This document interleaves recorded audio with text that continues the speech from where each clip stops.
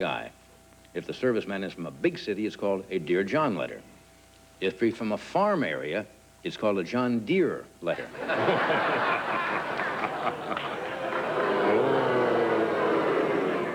You're entitled. In California, a place that has raw fish heads and fish parts is called a sushi bar. In the rest of the country, a place that has raw fish heads and fish parts is called a garbage can.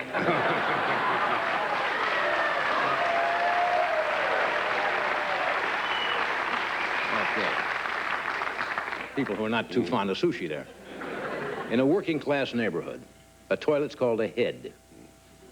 If you live in William S. Buckley's neighborhood, a toilet is called a porcelain polo pony.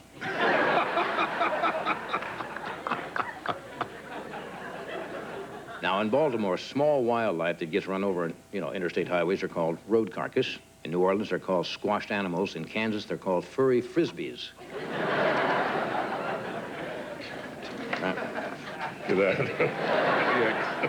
In the state of Maine, when your wife is unfaithful, they say she's cheating. In Indiana, they say she's fooling around. In Texas, they say that she's at the Ramada Rodeo. In Kansas City, when a person cries out in pain, they say he's Kansas City, right. A person is in pain, they say he's moaning. In Hollywood, they say he's doing a Merv Griffin. Ooh.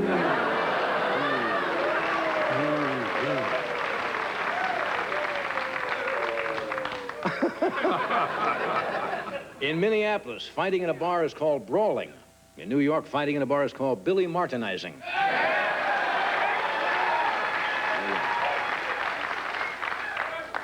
In the North, brassieres are called bras. In the South, they're called Dixie cups. Which apparently gave rise to the song, I Wish I Was in Dixie. I don't know. Anyway, those are just... Not in Volume 1. Just Volume 1. Volume 2 and 3 we'll do later. In a moment, Tim Conway, Marilyn Horne, and Olivia Brown from Miami Vice. And we'll be back. If you think this is an ordinary rat, keep watching.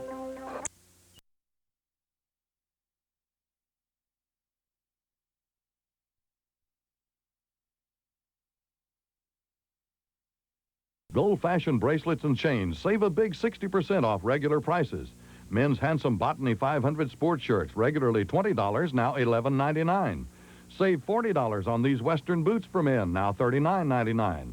Save $100 on this 4-mode compact dual cassette stereo, now $99.95.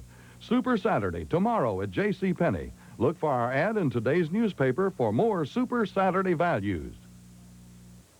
We opened our first Carlston 40 years ago. We put in a charcoal boiler, and we had a charcoal broiled hamburgers.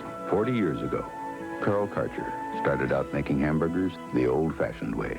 First day sales were $14.75. A lot has changed in 40 years, but a Carl's Jr. hamburger really hasn't changed at all. We sold an old-fashioned hamburger back then. Today, we still do. You still find old-fashioned American values at Carl's Jr. That's it. 33 storm windows. Yeah, this shirt smells like we did 100. Your shirts? Ew, Daddy, your shirt smells. You hit the showers, I'll take your shirts. Introducing New Surf, the new detergent that removes dirt and odors for 2 kinds of clean. New Surf washes away not only ground-in dirt, it also washes away stubborn odors. Now that looks more like it.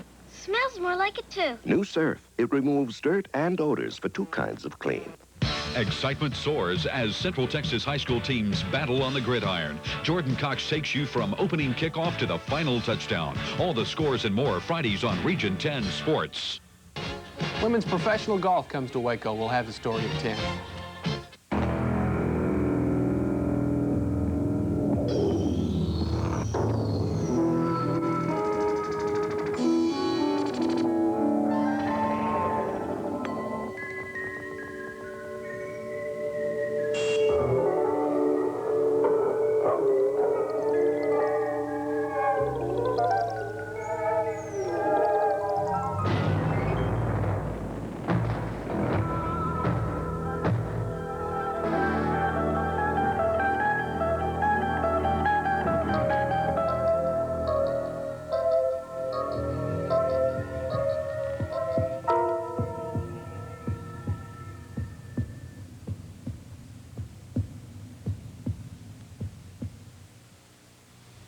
Ever since man invented machines to move people, he has been trying to defeat the wind's resistance.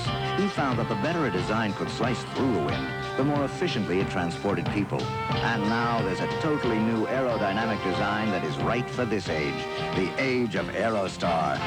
This is the dawning of the age of the Aerostar, age of the Aerostar. Your first look at the new Ford Aerostar tells you, here is a completely distinctive vehicle. Its body shell forms the most aerodynamic shape in its field. Aerostar actually uses the airflow to improve handling. And there's optional V6 power. And when you look inside, you'll see a unique use of space with new designed-in features that others simply don't offer. Ford welcomes you to the age of Aerostar. This is the dawning of the age of the Aerostar, age of the Aerostar. Ford Aerostar.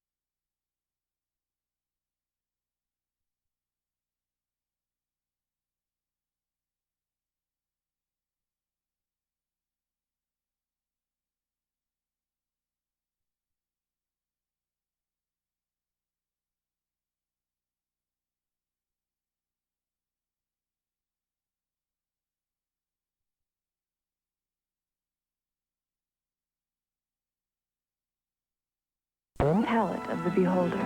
Nescafe, taste your way. Win the new Miami Vice soundtrack album and a chance for a trip to Miami to be in the show. Listen to Q106 for details and your chance to win. Starting this fall, an explosive new season of Fame. Kids reaching for the stars. All new episodes in an electrifying all-new season of television's best, Fame. Fame, Saturday at 6 on Channel 25.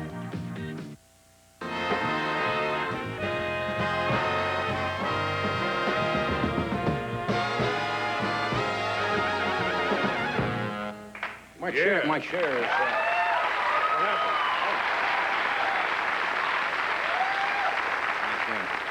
Looks like you have a flat tire. My chair is busted here. They get this chair on a little, whatever it is, and... There you are. Now, that's the Johnny we know. What have I got here? Anyway, if you just tuned in, Charles Grodin's here tonight, Clark Terry, Olivia Brown from Miami Vice. By the way, we wanted to mention that this Monday night, we will not be on Monday at our regular time from 11:30 to 12:30 or 10:30, 11:30 in the West because it's our anniversary show. And we will, 23 years, and it will be on. We have been culling some stuff out for the past couple of months to put the show together, and it's fun to go back and see a lot of great segments. Some of the people who will be on that anniversary show that you will see again are Jack Benny, Benny Goodman, Eddie Murphy, Burt Reynolds, Don Rickles, George C. Scott, Jimmy Stewart, Betty White, and a lot of other crazy things we have done over the years, along with 3 young comedians who more or less got their start on The Tonight Show, who are also going to be with us. We have Louis Anderson, the young fellow from Minneapolis. We have Ronnie Shakes, and we have Gary Shandling are going to be with us for that show. So that is... 9 to 11, Monday. Beg pardon? 9 to 11. You didn't mention the time. I didn't. No, it's important. That's 9 to 11 this coming Monday night. 8 to 10 Central. I guess that would be right. That's right. And Pacific Coast would be 9 to 11. 9 to 11. What would it be in Hawaii? 9 to 11. Are you sure of that? I don't know. You don't know? No, their shows run at strange times. Really? Yeah, they don't run them at the regular times. Why not? I don't know. Very unusual schedule. What time do we go on in Hawaii? Fred? Let me check with our executive producer. Strange times. Very strange time. Well, when we play in Hawaii, do we play at 11:30 at night? Sometimes. Fred used to be with the UN. I mean... Yeah. All right, now I want to show you. I saw something sitting backstage last night on a... Isn't that wonderful? On a shopping cart, and I said, what is that? Well, I knew what it was. I said, what is it doing here? And for those of you who like big fruits, we have... well, I mean, like, you know, like oranges or apples or something. Oversized. Oversized. Some young man, let's see, came to our show a couple of nights ago, I guess. His name is Jason Bright. He's 10 years old. He's in the fifth grade at Meade Middle School in Arkadelphia, Arkansas. And you're from Arkadelphia? Oh, you're from Arkansas. Okay. Do you know where Arkadelphia is? Yes. Is that a small little farming community? Yes. All right. Well, apparently Jason grows watermelons. Does he ever? And he won the junior division of the Hope, Arkansas Big Watermelon Contest, aptly named, as you will see. He holds the record for the largest watermelon ever grown. And what do you think? Make a guess as what the largest watermelon grown is. This is not it, the one we're going to see? No, this is the junior grade. Oh. What do you I'd rather not. Why not? I don't want to. Every time I do that, then you say, oh, you played one-upsmanship on me. All right, I'll do it. I'll do a watermelon. 300 pounds.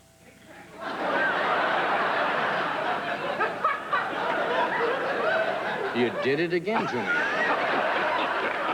No, it's not 300 pounds. It's 200. It's 260 pounds. Well, I was almost 40 pounds off. Why couldn't you say 180 pounds so I could say, sure, 260? Why'd you have to guess 300 and kill me? Because I love to do that. You know what... Because it gets you so steamed. Well, that's the largest watermelon ever grown. We don't have that one here. How large is our watermelon? Well, I'm going to show you. We have a picture of this watermelon, though. Now, this is of Jason Bright, his brother Richard. Now, that's a And now this is the 260-pounder. Ah. It's a 260-pound watermelon, not a 300. But only little dinky 260-pound watermelon. Jack, I'm going to call our prop man. Oh, Jose.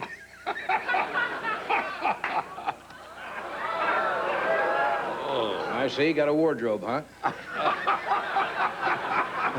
What are you doing? You're modeling a hat or something? Now, that is the junior size. That watermelon there, folks, is 147 pounds. And we thought you might like to see that. And might see Jack Grant, too. Thank you, Jose. Muchas gracias. Thank you. Hat. Man puts on a hat. Come on. Gee, I look like Juan Valdez. I only pick the beans, you know, from the hut. I didn't come out with a mule and a watermelon. Go in Colombia. How much? Well, we got time, I guess, to do a few of these, haven't we? We have all grown up, most of us, remembering old sayings, right? From you know, like if you can't stand the heat, get out of the kitchen. Get out of the kitchen, starve of cold, and feed a fever. All right. Now, unfortunately, folks, many of those phrases, or maxims, I guess you'd call them, or truisms, were coined many, many years ago, and they're not applicable or relevant to modern life. So what we have done, folks, we have compiled a new list of updated, I guess, proverbs, right? Yeah. Which we have put in... What do we call it? Excuse me? What do we call it? 300-pound watermelon. Poor Johnny's almanac. Oh. Yes. For example, I'll give you an idea how this works, and you'll see if you like it. And you probably will let me know immediately. People who live in glass houses, and of course the original one was... Should not throw stones. Well, it doesn't, you know. Yeah. People who live in glass houses should use the gas station John. You see, should not. You're letting me know a little too early. Let this get rolling and then make your comments known. Hard work never killed anybody, but it sure ruined the day for one of the flying Wallendas.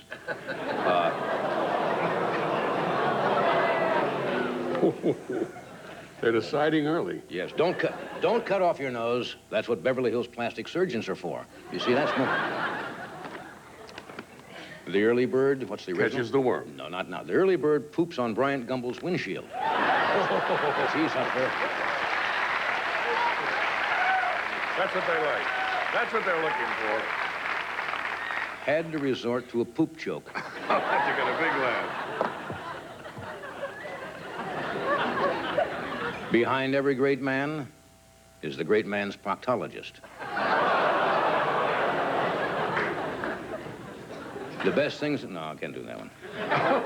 Dead men tell no tales. That's why very few own Princess phones. Wow.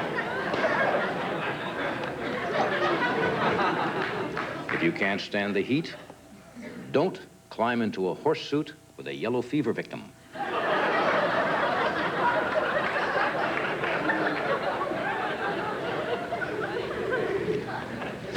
Anything on page 4? A fool and his money are soon parted. That's the old one. A fool and his money buys $600 ashtrays for the Pentagon. That's...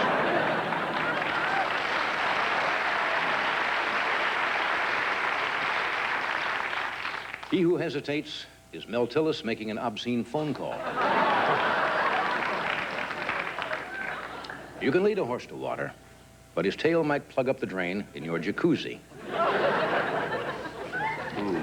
Well, that's the end right there. Is this the last one? That's the last one. Yeah.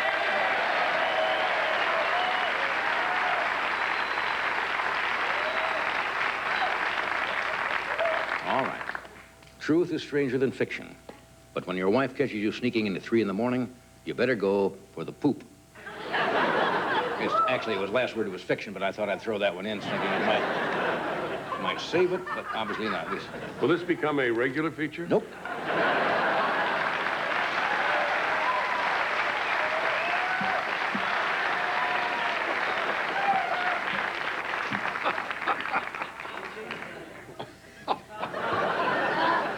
Yeah, but that's a long way down.